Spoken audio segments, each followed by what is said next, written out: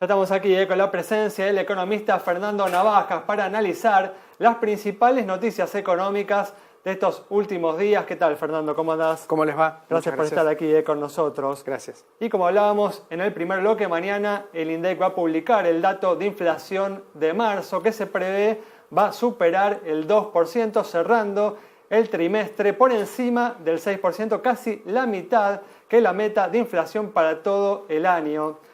Fernando, ¿qué inflación estás esperando para el 2018?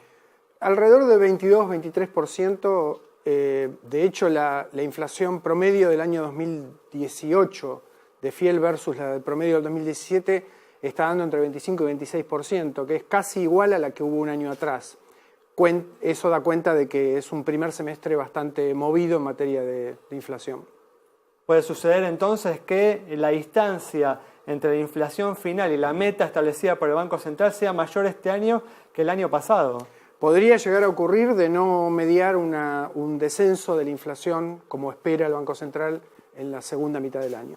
¿Y crees que esto puede afectar de alguna manera la credibilidad de la institución monetaria? Y bueno, y si eso sucede, ¿cuáles pueden ser las consecuencias, no?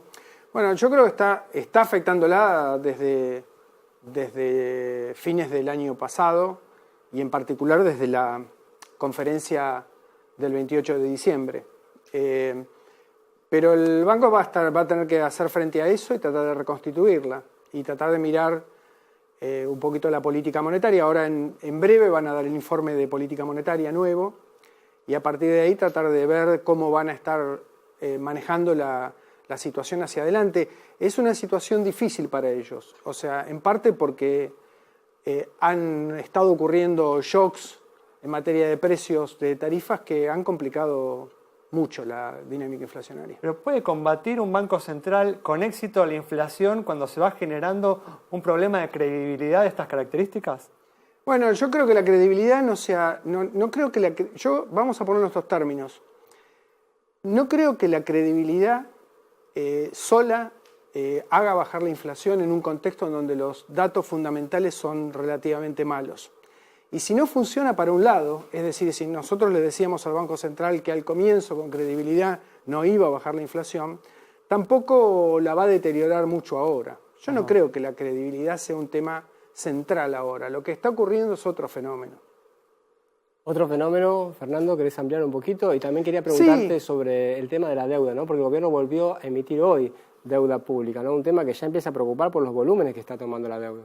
Sí, la emisión de la deuda yo creo que está dentro de los parámetros que estábamos todos esperando, no se está disparando mucho más y yo te diría hasta es menor que en un contexto de si vos haces toda la agregación de la deuda, la del Banco Central también, la dinámica es menor que la que surgiría de un contexto de una política de tasas de interés más elevadas para tratar de secar la plaza en última instancia. O sea que lo que ha venido ocurriendo desde el 2000, desde fines del año pasado, es un freno a la bola de emisión de deuda y en parte al dejar salir el dólar hacia adelante, como fue la consecuencia lógica de haber estado bajando las tasas de interés, tiene un efecto de absorción monetaria. O sea que desde el punto de vista del endeudamiento, yo creo que los temas de endeudamiento son más temas de mediano plazo. Me parecen a mí que son más, caen dentro de lo que vendría a ser la evaluación de la sostenibilidad externa de la economía, más que de la sostenibilidad fiscal de la economía. ¿Estás de acuerdo, Fernando, con la política que viene llevando adelante el Banco Central en las últimas semanas de mantener la tasa de interés de referencia y de frenar la suba del dólar? Yo creo que no le ha quedado otra alternativa después de la conferencia del 28 de diciembre. Está muy sobredeterminado por esa situación. Es una situación de influencia política sobre el Banco Central. O sea, acá eso es un tema relativamente importante. Y a mí me parece que lo que ellos están haciendo es tratando de suavizar el movimiento de tipo de cambio. Es positivo en tanto y en cuanto evita que la acomodación del tipo de cambio se produzca por saltos bruscos, que sí tiene efectos importantes sobre la forma en la cual los precios se remarcan. Los precios se remarcan sobre la base de decisiones de reajustes en donde se miran determinadas variables o se toman costos que están subiendo. Y saltos abruptos del tipo de cambio complican la dinámica inflacionaria, particularmente la dinámica inflacionaria.